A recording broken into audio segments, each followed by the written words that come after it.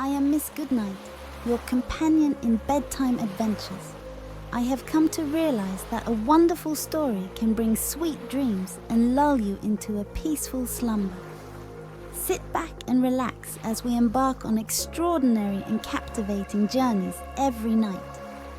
Together, we will explore magical lands and encounter fascinating characters that will spark your imagination and transport you to enchanting realms. With soothing melodies and my storytelling voice, let your mind and soul unwind as we dive into tales filled with love, kindness, and wonder, creating a special moment before you drift off into a tranquil sleep.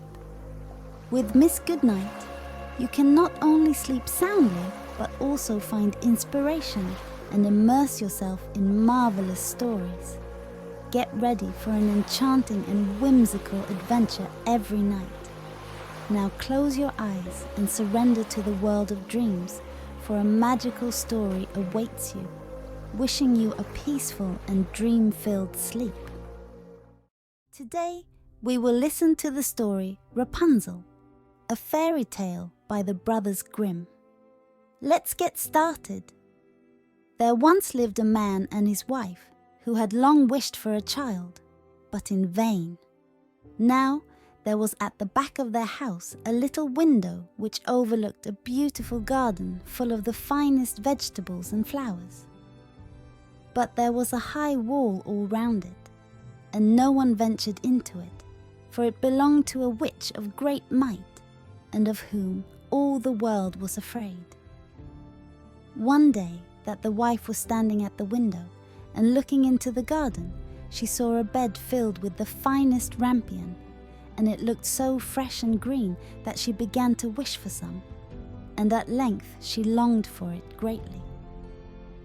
This went on for days, and as she knew she could not get the rampion, she pined away and grew pale and miserable. Then the man was uneasy and asked, "What is the matter, dear wife?" "Oh," answered she, "I shall die unless I can have some of that rampion to eat that grows in the garden at the back of our house."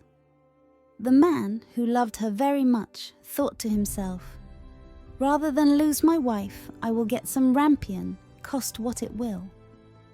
So in the twilight he climbed over the wall into the witch's garden, plucked hastily a handful of rampion and brought it to his wife.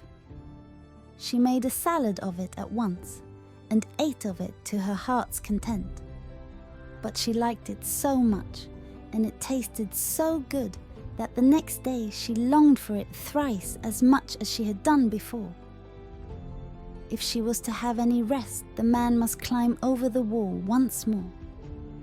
So he went in the twilight again, and as he was climbing back, he saw all at once the witch standing before him, and was terribly frightened as she cried with angry eyes, "How dare you climb over into my garden like a thief, and steal my rampion? It shall be the worse for you." "Oh," answered he, "be merciful rather than just. I have only done it through necessity, for my wife saw your rampion out of the window, and became possessed with so great a longing that she would have died if she could not have had some to eat." Then the witch said, "If it is all as you say, you may have as much rampion as you like. On one condition, the child that will come into the world must be given to me. It shall go well with the child, and I will care for it like a mother."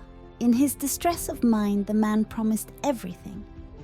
And when the time came when the child was born, the witch appeared, and giving the child the name of Rapunzel, which is the same as rampion, she took it away with her. Rapunzel was the most beautiful child in the world. When she was 12 years old, the witch shut her up in a tower in the midst of a wood, and it had neither steps nor door, only a small window above. When the witch wished to be let in, she would stand below and would cry, "Rapunzel, Rapunzel, let down your hair!" Rapunzel had beautiful long hair that shone like gold. When she heard the voice of the witch, she would undo the fastening of the upper window, unbind the plaits of her hair and let it down 20 ells below, and the witch would climb up by it. After they had lived thus a few years, it happened that as the king's son was riding through the wood, he came to the tower.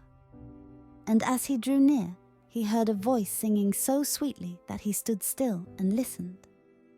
It was Rapunzel in her loneliness trying to pass away the time with sweet songs. The king's son wished to go into her and sought to find a door in the tower, but there was none. So he rode home, but the song had entered into his heart, and every day he went into the wood and listened to it. Once, as he was standing there under a tree, he saw the witch come up and listened while she called out, "Oh, Rapunzel, Rapunzel, let down your hair!" Then he saw how Rapunzel let down her long tresses, and how the witch climbed up by it and went into her, and he said to himself, "Since that is the ladder, I will climb it and seek my fortune." And the next day, as soon as it began to grow dusk, he went to the tower and cried, "Oh, Rapunzel, Rapunzel, let down your hair!" And she let down her hair, and the king's son climbed up by it. Rapunzel was greatly terrified when she saw that a man had come into her, for she had never seen one before. But the king's son began speaking so kindly to her, and told how her singing had entered into his heart, so that he could have no peace until he had seen her herself. Then Rapunzel forgot her terror, and when he asked her to take him for her husband, and she saw that he was young and beautiful, she thought to herself, "I certainly like him much better than old Mother Gothel." And she put her hand into his hand. She said, "I would willingly go with thee, but I do not know how I shall get out. When thou comest, bring each time a silken rope, and I will make a ladder. And when it is quite ready, I will get down by it out of the tower, and thou shalt take me away on thy horse." They agreed that he should come to her every evening, as the old woman came in the daytime. So the witch knew nothing of all this until once Rapunzel said to her unwittingly, "Mother Gothel, how is it that you climb up here so slowly, and the king's son is with me in a moment?" "Oh, wicked child," cried the witch, "what is this I hear? I thought I had hidden thee from all the world, and thou hast betrayed me." In her anger she seized Rapunzel by her beautiful hair, struck her several times with her left hand, and then grasping a pair of shears in her right, snip, snap, the beautiful locks lay on the ground. And she was so hard-hearted that she took Rapunzel and put her in a waste and desert place, where she lived in great woe and misery. The same day on which she took Rapunzel away, she went back to the tower in the evening, and made fast the severed locks of hair to the window hasp, and the king's son came and cried, "Rapunzel, Rapunzel, let down your hair!" Then she let the hair down, and the king's son climbed up. But instead of his dearest Rapunzel, he found the witch looking at him with wicked, glittering eyes. "Aha!" cried she, mocking him. "You came for your darling, but the sweet bird sits no longer in the nest and sings no more. The cat has got her and will scratch out your eyes as well. Rapunzel is lost to you. You will see her no more." The king's son was beside himself with grief, and in his agony he sprang from the tower. He escaped with life, but the thorns on which he fell put out his eyes. Then he wandered blind through the wood, eating nothing but roots and berries, and doing nothing but lament and weep for the loss of his dearest wife. So he wandered several years in misery, until at last he came to the desert place where Rapunzel lived with her twin children that she had borne, a boy and a girl. At first he heard a voice that he thought he knew, and when he reached the place from which it seemed to come, Rapunzel knew him and fell on his neck and wept.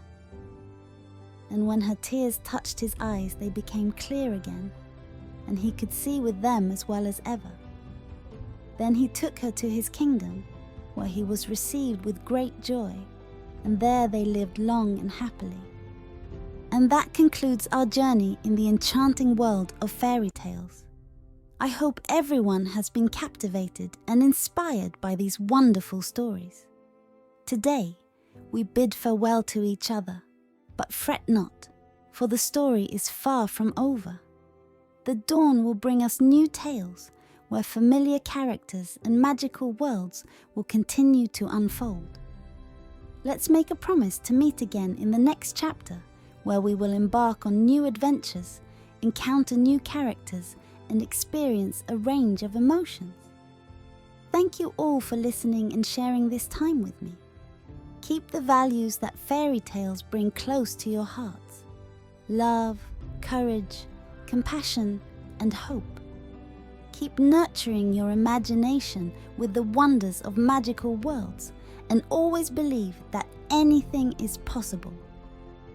Until we meet again in the upcoming adventures, let the story continue.